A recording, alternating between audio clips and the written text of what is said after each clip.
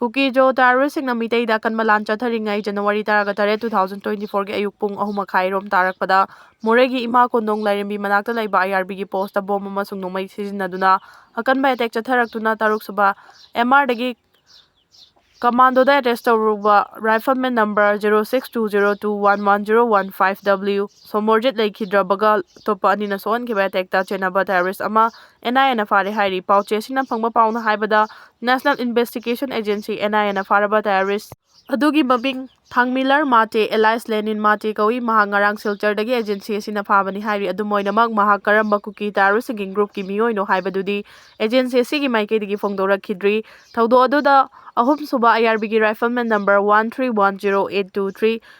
Songsuathui Aimol yauna rifleman number 0220061772 sokpadagi khudakta nakna leiba 5 suba AR gi unit hospital da pukhatuna laikana khibani thaudo adugi matangda More PS na numittumaktada case FIR number 25/1/2024 register tawduna lakhatkhi adubu Home Ministry na February 9, 2024 da thokiba order amagi matungina thaudo adugi matangda NIA na regular case number 05/2024 NIA Imphal lakhatuna case adu police tagi lawraga investigation Chatharakibani. Numit kuntrani gi manungda illegal immigrants sing masak khangdoknaba MHA na khangankre Indian citizen amani haina claim tawrabasu Myanmar amasung Bangladesh tagi lona ain kaina changlakpani haina chingnaba miyoi sing masak khangdokpagi thabak numit kuntrani gi manungda mapung fana loisinaba Ministry of Home Affairs MHA na state amadi Union Territory singda matam thakre Ministry of Home Affairs na state amadi Union Territory singda documents sing verify tawduna Myanmar amasung Bangladesh tagi changlakpa illegal immigrants sing numit kuntrani gi manungda masak khangdoknaba khangankhibaga loinana karigumba hariba matam asigi manungda document verify tawdaba sing maramda halannabagi thawrang lokhalagani hairi illegal immigrants sing thidokpa masak khangdokpa amadi maramda halanbagi thabak sing tawba yabagi shakti sing state amadi Union Territory singda sinabaga loinana district level detention center sing matik chana thamnabasu khangankre MHA gi maikaidagi instruction adu laiba ani asigi ngamkhai ngakpagi thabak tawriba border security force BSF ki DG sing amasung Assam Rifles ki DG sing na su khangankre chahi asigi February gi thada Union Home Minister Amit Shah na illegal Bangladeshi amasung Rohingya sing India da pusilaknaba honabada chawna mateng piriba network sing gi mathakta kanba action lokhalagani haina khangankhibaga loinana illegal immigrants sing asida Indian citizen ama oinabagi documents sing amadi atai khudong chaba piramba sing gi mathakta su akanba action lawragani haina khanganbaga loinana illegal immigrants sing asina national security da chawba sing naba ama ohele haina phongdokhibani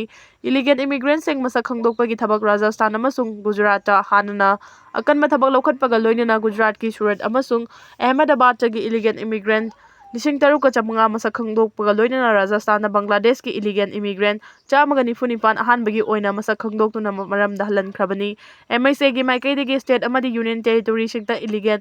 Bangladeshi national amasung Rohingya singi recording thina maintain tawnaba amadi makoibu border force amadi court guard ta sinakhinaba khanganbaga loinana report tawkhiba report center da tha khudingi tang 15 da khangalaknaba su mamangda khangankhiba laikhrabani loinana maramda halankhiba miyoi singi ming amadi masing public portal da publish tawnaba amadi data sing adu UIDI Election Commission amadi Ministry of Home Affairs ta khanganduna matungda illegal immigrants sing da Aadhaar card voter list amadi passport na chingba issue tawba thingnaba khanganbaga loinana khangdoklaba illegal immigrants singi marakta Aadhaar card na chingba pairama thengnarabadi madu khudakta deactivate tawnaba su khanganba laikhrabani amaromda chaliba tha asigi anganba sarukta Assamgi Matia detention camp ta thamliba Bangladeshi amasung Rohingya sing Bangladesh ta halankre haina Assamgi Chief Minister Himanta Biswa Sarma na phongdorakpaga loinana April tha loiba fawbada Matia detention camp ta angang 93 yauna Bangladeshi 33 amasung Rohingya 103 laikhi haina su phongdokhrabani Imphal Ukhrul Lambi Security ka kanma thabak lokhoikhre Siroi Lily Festival haudoknaba Governor Joy Kumar Bala Ukhrul da ngasi thungkhre hayeng ayuk pung 13 makhai tabada Ukhrul ge Siroi Village ki Heritage Ground da Governor Joy Kumar Bala na haudoktuna numit 5 ni pangthokadariba 5 suba Siroi Lily Festival 2025 ta miya mapung phana saruk yaba ngamnaba Imphal dagi Ukhrul fawgi lambi paring da security ka kanba thabak lokhatkibaga loinana miyamna festival asida saruk yabaga khudong chanaba transport department na numit khudingi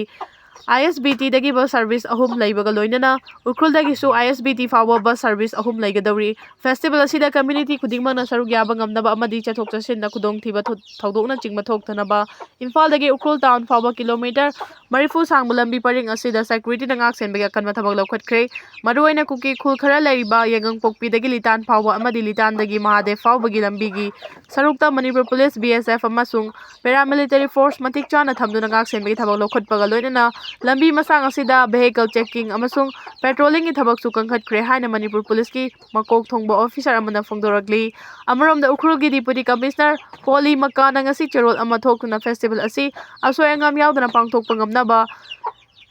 yuk anganbadagi ahing nungyai fawba security na ngak senbagi akanma thabak laukhatkani festival asida saruk yabasingna Yengang-pokpi fawraga Imphaldagi Ukhrul lakpa amasung Ukhruldagi Imphal da hanbada yariba makai ekwi pung 9 dagi nungthil pung 3 fawbagi manungda chatnaba thorang tobiyu karigumba pung 3 takhiba taragana security personnel sing ngak selaga chatlangani aduma pohing nungyai matungdadi miyamna lambi paring asida chatpiganu hairi loinana kanagumbana khudongchadaba thoklabadi Ukhrul Police Control Room number 8730090890 da WhatsApp ki khudangda pau phaubiu natraga district administration ki helpline number 9612937541 amadi 8974074561 8787534504 da pau pirakpa yagani haina sukhangali Manipur Lenga ki Department of Tourism na sindina numit mangani pangthokadariba Siroi Lily Festival 2025 ki sem saba pumloi loi khibaga loinana security ki akanba section tharang sumapung phana laukhatkre festival asi tongan ba venue sing Siroi Festival ki heritage ground Ukhrul headquarter da laiba Paksi ground Ukhrul headquarter ground Dorecheng Fangreng amasung Siroi Hill da pangthokani festival asida tongan ba activities sing mountain hiking beauty pageant sport activity football tournament cultural show amadi cooking competition na chingba yauri numit mangani pangthokadaba festival asi hayeng ayuk pung 12 makhai tabada Manipur ki Governor Joy Kumar Balana Siroi village ki heritage ground da haudokani haudopagi thoramda Tangkhul Naga Longi president sport basum Tangkhul Naga Wungnau Longi president Tenishan Kasung Central Agricultural University ki vice chancellor